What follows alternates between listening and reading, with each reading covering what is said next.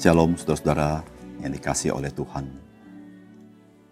Kita berterima kasih kepada Tuhan. Jikalau kita boleh merenungkan akan kasih Tuhan kepada kita, yang rela mengorbankan anak yang tunggal bagi kita orang berdosa.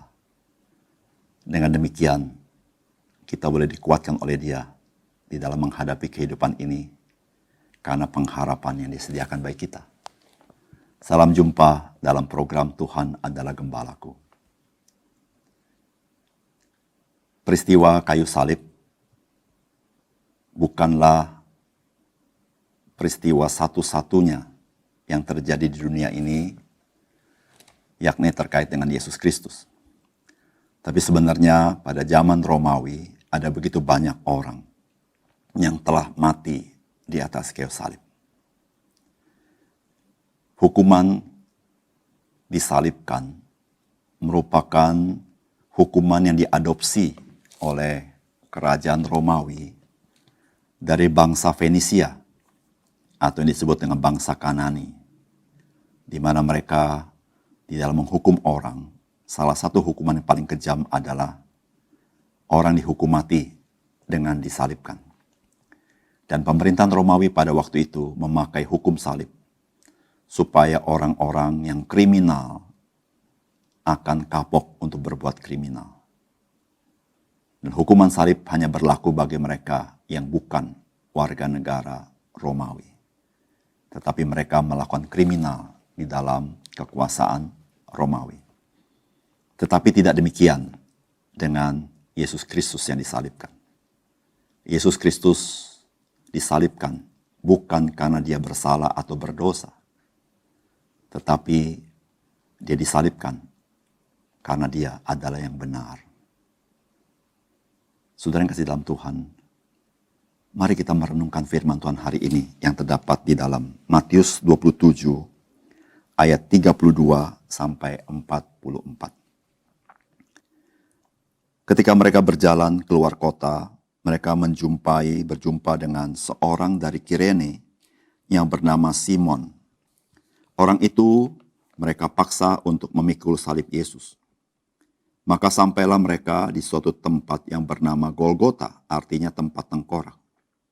Lalu mereka memberi dia minum anggur bercampur empedu. Setelah ia mengecapnya, ia tidak mau meminumnya. Sesudah menyalibkan dia, mereka membagi-bagi pakaiannya dengan membuang undi. Lalu mereka duduk di situ menjaga dia. Dan di atas kepalanya terpasang tulisan yang menyebut alasan mengapa ia dihukum. Inilah Yesus, Raja orang Yahudi. Bersama dengan dia disalibkan dua orang penyamun, seorang di sebelah kanan dan seorang di sebelah kiri. Orang-orang lewat di sana menghujat dia dan sambil menggelengkan kepala. Mereka berkata, "Hai engkau yang mau merubuhkan bait suci dan mau membangunnya kembali dalam 3 hari, selamatkanlah dirimu jikalau engkau Anak Allah, turunlah dari salib itu." Demikian juga imam-imam kepala bersama-sama ahli-ahli Taurat dan tua-tua mengolok-olokkan dia, dan mereka berkata, "Orang lain ia selamatkan, tetapi dirinya sendiri tidak dapat ia selamatkan. Ia Raja Israel, baiklah ia turun dari salib, dan kami akan percaya kepadanya. Ia menaruh harapannya kepada Allah, baiklah Allah menyelamatkan dia, jikalau Allah berkenan kepadanya, karena ia telah berkata, aku adalah anak Allah." Bahkan penyamun-penyamun yang disalibkan bersama-sama dengan dia mencelanya demikian juga. Saudara-saudara yang dikasihi oleh Tuhan, ketika kita membaca kisah ini, ada satu hal yang menarik yang perlu kita perhatikan. Bagaimanakah kitab suci menceritakan peristiwa Yesus disalibkan? Maka kalimatnya seperti ini. Sesudah menyalibkan dia, mereka membagi-bagi pakaiannya dengan membuang undi. Kitab suci tidak menggambarkan penderitaan fisik Yesus disalibkan. Meskipun memang disalibkan pasti ada penderitaan fisik yang luar biasa. Namun Alkitab hanya mencatat sesudah menyalibkan dia, mereka membagi-bagi pakaian dengan membuang undi. Apa yang kitab suci sampaikan adalah sebuah kenyataan. Tuhan Yesus disalibkan. Namun penderitaan yang Tuhan Yesus alami bukan ditekankan kepada penderitaan fisik, tetapi penderitaan sebagai juru selamat yang menanggung dosa dunia ini. Karena kitab suci tidak ingin saudara dan saya menjadi orang yang mengasihani Yesus Kristus. Karena Tuhan ingin kita melihat diri kita dengan cermin, yaitu Yesus mati di kayu salib. Itu yang Tuhan katakan di dalam Injil Lukas. Dikatakan Yesus berpaling kepada mereka dan berkata, "Hai putri-putri Yerusalem, janganlah kamu menangisi aku, melainkan tangisilah dirimu sendiri dan anak-anakmu." Saudara, Yesus di atas kayu salib justru mengasihani kita. Oleh karena itu dia mati di atas sana. Sehingga kita orang berdosa boleh melihat diri kita orang-orang binasa dan kita mau datang kepada dia. Saudara, apakah pesan firman Tuhan hari ini bagi kita dari bagian ini? Yang pertama, saudara-saudara, dari firman Tuhan kita belajar Tuhan kita Yesus Kristus dengan kesadaran penuh menanggung dosa manusia di atas kayu salib. Saudara, di dalam perjalanan Tuhan Yesus mau naik ke atas kayu salib, maka saudara-saudara disediakan minuman anggur bercampur empedu. Saudara, ini kemungkinan minuman ini diminumkan kepada orang yang akan disalibkan, supaya orang tersebut lebih kehilangan kesadaran, sehingga kesakitan yang dialami tidak terlalu dirasakan. Namun kalau saudara perhatikan dari firman Tuhan, Tuhan Yesus tidak mau meminumnya. Saudara-saudara, Tuhan Yesus tidak mau. Dia mati di kayu salib dalam keadaan yang tidak sadarkan diri. Namun dia dengan kesadaran penuh menanggung derita dosa umat manusia di atas tubuhnya, supaya barang siapa yang percaya kepada dia boleh memperoleh hidup yang kekal. Saudara, kisah salib Yesus Kristus memberitahukan kepada kita bahwa Tuhan kita turut merasakan segala kelemahan-kelemahan kita, sehingga dia bisa menjadi imam besar kita yang berbelas kasihan kepada kita. Karena dia juga mengalami pencobaan. Dan pencobaan-pencobaan begitu berat, namun dia tidak berdosa. Sehingga dia dapat menolong kita yang sedang mengalami pencobaan-pencobaan itu. Saudara, mari kita memandang kepada kayu salib Yesus Kristus.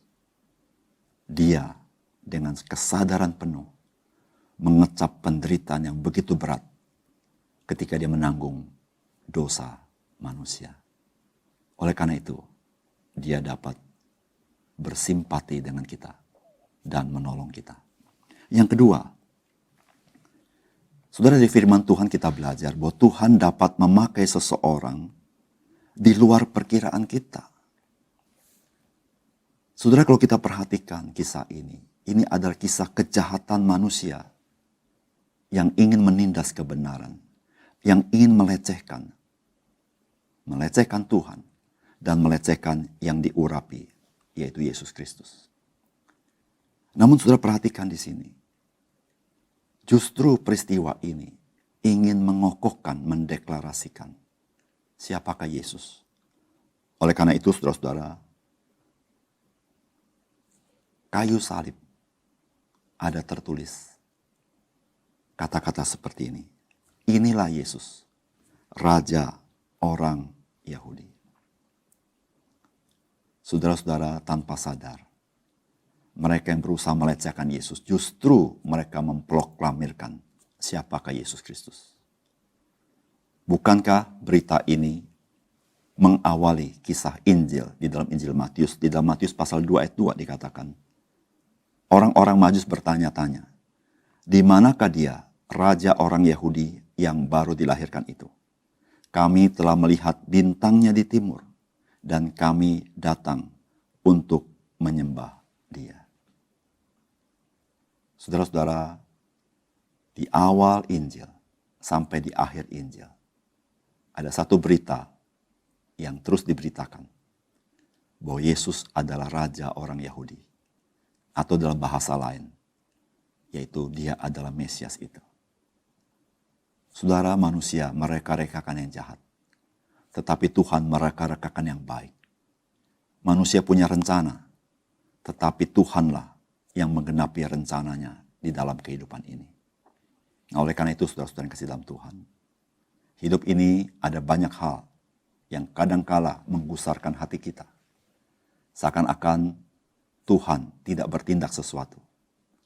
Namun dari peristiwa kayu salib, kita percaya Tuhan bekerja di dalam kesenyapan, tetapi Dia menggenapi rencananya. Oleh karena itu, saudara, jangan pernah putus asa menghadapi perilaku manusia yang seringkali menindas kebenaran.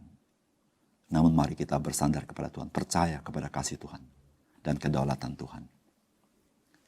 Yang ketiga, saudara, ejekan kepada Tuhan Yesus adalah gambaran penolakan manusia.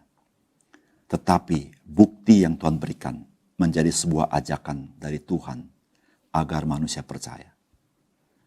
Saudara, kita akan terheran-heran dengan ejekan dan tantangan kepada Yesus Kristus.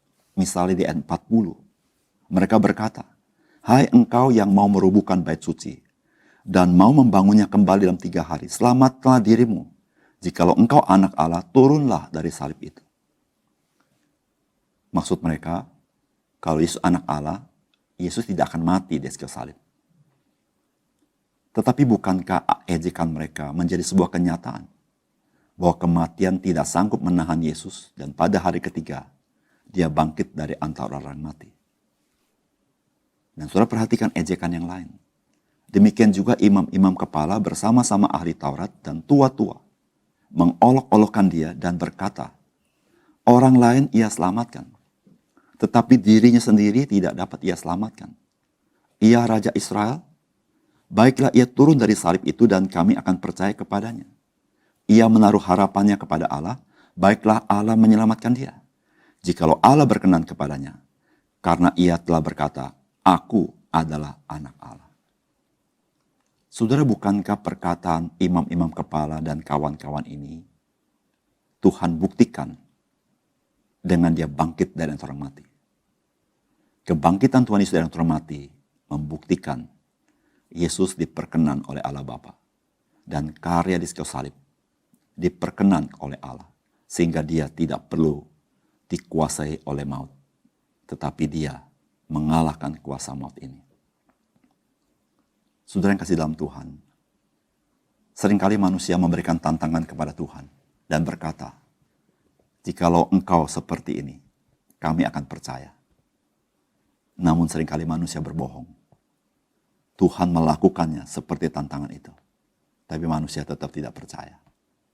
Saudara, Yesus Kristus membuktikan siapa Dia.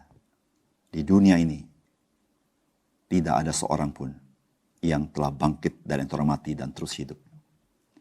Hanya satu-satunya Yesus Kristus. Karena Dia adalah anak Allah. Meskipun Dia menanggung dosa manusia dengan mati di kayu salib, tetapi Dia hidup kembali. Karena Dia adalah penguasa atas kehidupan ini.